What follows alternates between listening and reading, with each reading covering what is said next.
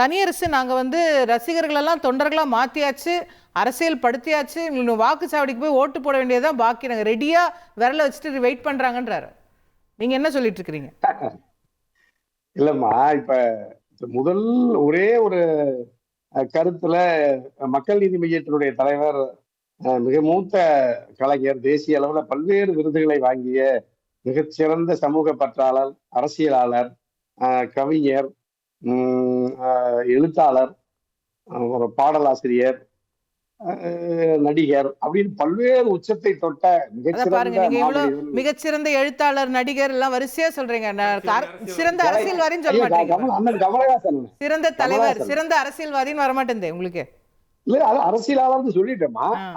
ஏன்னா அரசியல் சமூக பற்றில் இருந்துதான் திரைப்படங்களையே அவர் இயக்குவார், நடிப்பார். அதுல நீங்க இந்தியன் படத்தை பார்த்திருப்பீங்க, மகாநதி படத்தை எல்லாம் எங்க காமேஷ் பார்த்தாருன்னா அவரே இப்ப விஜய் தமிழக வெற்றி கழகத்திலிருந்து மக்கள் நீதி மையத்தை ஆதரிச்சுடுவார். அந்த அளவுக்கு ஒரு சமூக கடைசி மனிதனுடைய உரிமைகளுக்காகவும் அவலங்களுக்காகவும் போராடுகிற மிகச்சிறந்த ஒரு திரைப்பட கலைஞர், ஒரு போராளி அண்ணன் கமலஹாசன். அவரே சொல்றாரு, ரசிகர்கள் நான் இவ்வளவு அவருடைய வாழ்நாளெல்லாம் நினைந்திருந்த நாளத்திலிருந்து, கால்சட்டை பருவத்திலிருந்து, திரைத்துறையிலிருந்து சமூகத்தை அவதானித்த அவ்வளவு ஒரு மிகச்சிறந்த கலைஞர்.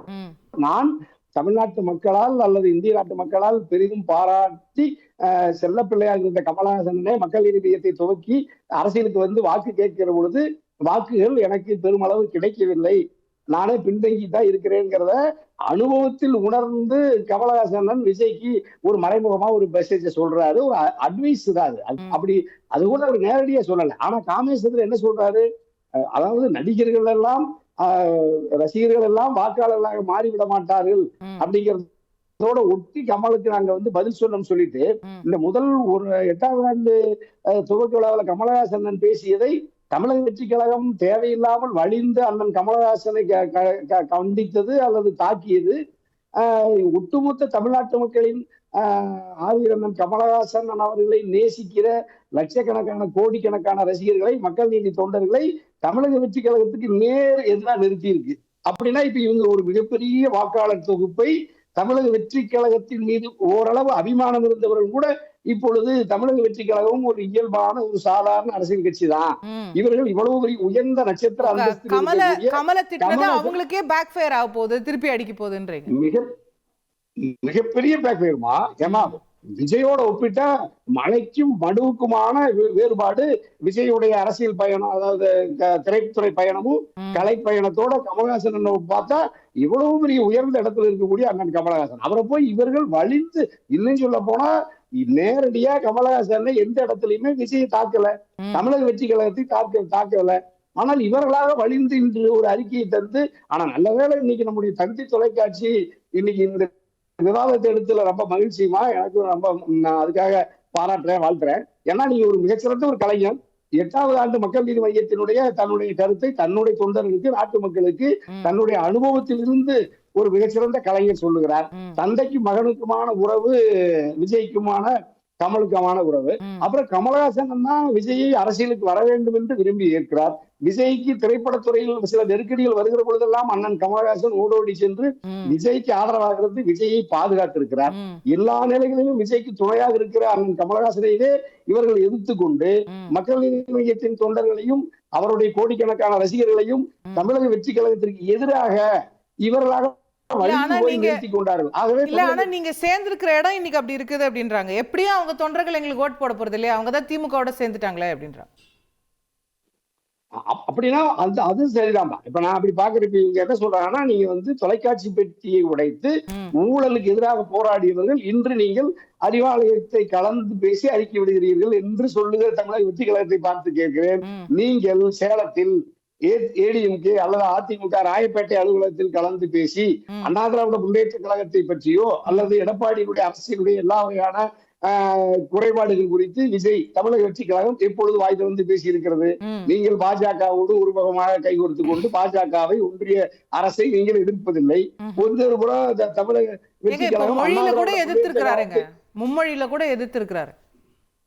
அது எங்க பிரகாஷ் அண்ணன் சொன்ன மாதிரி அது நீங்க வெறும் அறிக்கைதாமா, அது வெறும் அறிக்கைதான். களத்துல நீங்க எங்க போராடி இருக்கிறீங்க?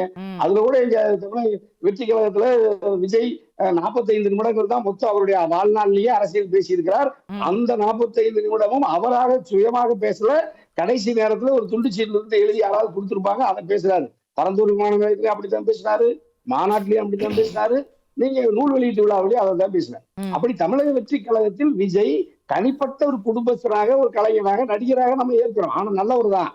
அரசியலில் எந்த பக்குவமும் பயிற்சியும் அனுபவமும் இல்லாத தம்பி விஜய் ஒரு நடிகர், ஒரு இளம் நடிகர், ஒரு மூத்த நடிகரை அண்ணன் கமலஹாசனை எதிரியாக இப்பொழுது பாவித்திருக்க வேண்டியதில்லை. அப்படி அவருடைய மனதை காயப்படுத்தி இருந்தால் வருத்தம் தெரிவிக்க வேண்டும் என்று விஜய் நாளைக்கே கமலஹாசன் நேர்ல பார்த்து ஒரு வருத்தம் தெரிவிக்கணும், மன்னிப்பு கேட்கணும். ஏன்னா உங்களுக்கு தமிழ் அவ்வளவு பெரிய ஒரு மக்கள் நீதி மையம் யாரையும் இதுவரை கடிந்து அவமானப்படுத்தியதாக வரலாறு இல்லாத ஒரு அரசியல் கட்சி.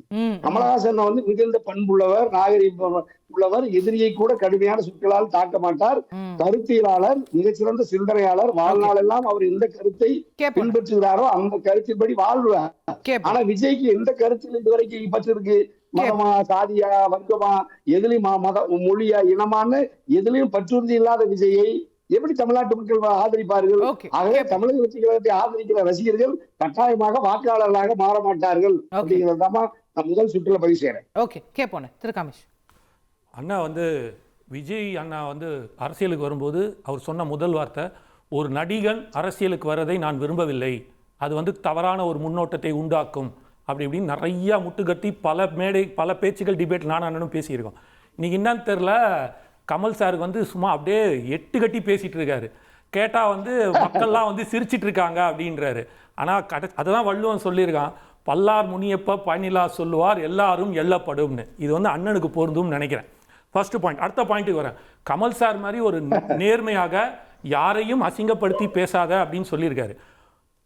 அரசியல் கட்சி ஆரம்பிக்கும் போது பல மேடைகளில் பேசும்போது ஒரு முக்கியமான மேடை, எக்ஸாக்டாக டேட் மட்டும் ஞாபகம் இல்லை, அவங்க கட்சியோட இதுக்குள்ளன்னு நினைக்கிறேன், அதில் அவங்களோட பொதுக்குழு இதில் பேசும்போது ஒரு மாபெரும் தலைவரின் பெயரை ஒரு தலைவர் அவர் பையனுக்கு சூட்டியிருக்காரு, அந்த பெயரை சொன்னாலே அதோட ஒரு அவமானம் வேறு எதுவும் கிடையாது, அப்படிப்பட்ட ஒரு பெயரை வைத்துக்கொண்டு அந்த கட்சியெல்லாம் இன்னைக்கு வருதுன்ற மாதிரி அந்த தலைவர், அந்த ஒரு மாபெரும் தலைவர் என்பது உலக தலைவர்களோட கம்பாரிசனில் அந்த பெயர் இருக்கிறவரை அந்த பெயரை சொன்னாலே அது அசிங்கம், அவமானம், அது வாயில கூட நான் சொல்லக்கூடாது, ஏன்னா அவரை அவமானப்படுத்துகிற மாதிரி ஆகிடும் இந்த பேரை சொல்லி அப்படின்னு சொன்னதெல்லாம் அண்ணன் நீங்கள் வேணா இப்போ யூடியூப்பில் பார்த்தீங்கன்னா தெரியும். நான் அந்த இதுக்காக எடுத்து வைக்கிறேன். நீங்கள் இப்போ நிறையா விஷயங்கள் சொல்லிகிட்டே இருந்தீங்க, அது சரியில்லை இது சரியில்லை அப்படின்ட்டுன்னு, போராட்டத்துக்கு வந்தாரா அப்படின்ட்டுன்னு. ஆனால் ஒரு அரசாங்கம் என்பது என்ன தெரியுமாண்ணே, போராட்டம் இல்லாத ஒரு நல்ல சமுதாயத்தை, மக்களுக்கு ஆரோக்கியமான சமுதாயத்தை, சந்தோஷமான சமுதாயத்தை கொடுக்கணும். நீங்கள் ஆதரிக்கிற கட்சியில் உங்கள் முதலமைச்சரே இந்த அண்ணா யூனிவர்சிட்டியோட பிரச்சனையில் வரும்போது ஏன் போராட்டத்துக்கு நீங்கள் இது கொடுக்க மாட்டீங்க, அனுமதி கொடுக்க மாட்டீங்கன்னு கேட்கும்போது சட்டசபையில் அவர் சொல்கிறாரு, யார் சர்வாதிகார ஆட்சி செய்கிறது, எங்கள் ஆட்சியில் நாங்கள் 1 லட்சத்துக்கு மேல் போராட்டத்திற்கு நாங்கள் அனுமதி கொடுத்துருக்கோன்றார். 1 லட்சத்துக்கு மேலே அனுமதி கொடுத்தது, அனுமதி கொடுக்காது எவ்வளோன்னு தெரியாது. அப்போது இந்த 4 வருஷத்தில் மக்கள் 1 லட்சம் போராட்டம் செய்யணும், செஞ்சால் மட்டும்தான் அவனுக்கு அவன் நினைச்சதை கிடைக்க முடியும்னா அப்போ எதுக்கு உங்களை தேர்ந்தெடுக்கணும்? அப்போ இது சிறந்த ஆட்சியா? இல்ல, இதற்கு அண்ணன் கண்டிப்பா பதில் சொல்லணும். இல்ல நீங்க இப்போ போராட்டத்தை கொச்சப்படுத்தல, நம்ம இல்ல டாபிக் என்னன்னு பாருங்க. நம்ம கமல் விஜய் பத்தி பேசிட்டு இருக்கோம், நீங்க திடீர்னு ஆட்சி பத்தி கேள்வி கேக்குறீங்க. நீங்க சொல்லிருந்தா ஒரு போராட்டத்துக்கு நீங்க சொல்லிருந்தா நான் திமுகல 2 பேரை கூட்டிருப்பேன், ஒண்ணும் பிரச்சனை இல்ல. போராட்டத்துக்கு வந்திருக்காங்க, இல்ல போராட்டத்துக்கு வந்திருக்காங்களா, இல்ல போராட்டம் செய்றாங்களா? அண்ணன் கூட கேட்டாரு மவுண்ட் ரோட்ல இந்த மாதிரி போனாரா வந்தாரான்னு. எங்களை பொறுத்த மட்டும் ஒரு போராட்டம் இல்லாத சமுதாயத்தை உருவாக்குற ஒரு நல்ல அரசியல் கட்சி தான் தேவைப்படுது, ஒரு அரசாங்கம் தான் தேவைப்படுது. ஆனால் இங்க இந்த கட்சி மட்டும் இல்ல, நீங்க 21 முன்னாடி அதிமுக கட்சி இல்ல பாயிண்ட் என்னன்னா, அவர் என்ன சொல்றாரு, நீங்க இப்ப தேவையில்லாம மக்கள் நீதி மையத்தோட கமல் ரசிகர்களையும் ஏலினேட் பண்ணிக்கிட்டீங்க, நீங்க தேவையில்லாம அவங்க வெறுப்ப சம்பாதிச்சுக்கிட்டீங்க. இதுக்கு இந்த பாயிண்ட் நான் சொல்லிடுறேன். நாங்க கமல் சார் ஒரு விஷயத்த சொல்றாரு, இந்த மாதிரி வாக்காளர், அதாவது ரசிகர்கள்லாம் வாக்காளர்களாக மாற மாட்டாங்கன்னு சொல்லிட்டு ஒரு அறிக்கை கொடுத்து முடிக்கிறார். மறுநாளே கருணாஸ் தெரியும் இல்லையா, நடிகர் கருணாஸ், அவரும் இதே வார்த்தையை தான் சொல்றார். சொல்லி வச்ச மாதிரி பிச்சு பேசலாமா, அதே வார்த்தையில அதேதான் நடிகர். அப்போ என்ன டவுட் வருதுன்னா, ஏதோ ஒரு அஜெண்டா யாரோ ஒருத்தர் ஃபிக்ஸ் பண்ணி கொடுக்குறாங்க, அதை அவர்கள் ப்ராக்சியாக கொடுக்க வேண்டிய ஒரு கட்டாயத்துக்கு தள்ளப்படுகிறார்கள். இப்ப அந்த வலையில நீங்க விழுந்துட்டீங்க. அததான் நாங்க அந்த வலையில தானே நீங்க இருந்திருக்கீங்க இன்னைக்கு. திரு தனியரசு வேற யார் குரலையோ கமல் பேசுறாருன்றார். இல்ல இல்ல இல்ல, அப்படியெல்லாம் பேசக்கூடிய அண்ணா ஆள் அல்ல கமலஹாசன். மிகச்சிறந்த பண்பாளர், அறிவுஜீவி கமலஹாசன். நீங்க கமலஹாசன் சார் சொல்லிருக்காரு, 20 வருஷத்துக்கு முன்னாடி நான் வந்திருந்தேன்னா நான் நின்று பேசுற இடமும் வேற, என் வார்த்தையும் வேறையா இருந்திருக்கும், ரொம்ப லேட்டா வந்துட்டேன்றாரு. அதை தான் நான் அப்பவே முதல் பதிலே சொன்னேன், அண்ணனு கேட்டாது தம்பி கேட்டுதுன்னு.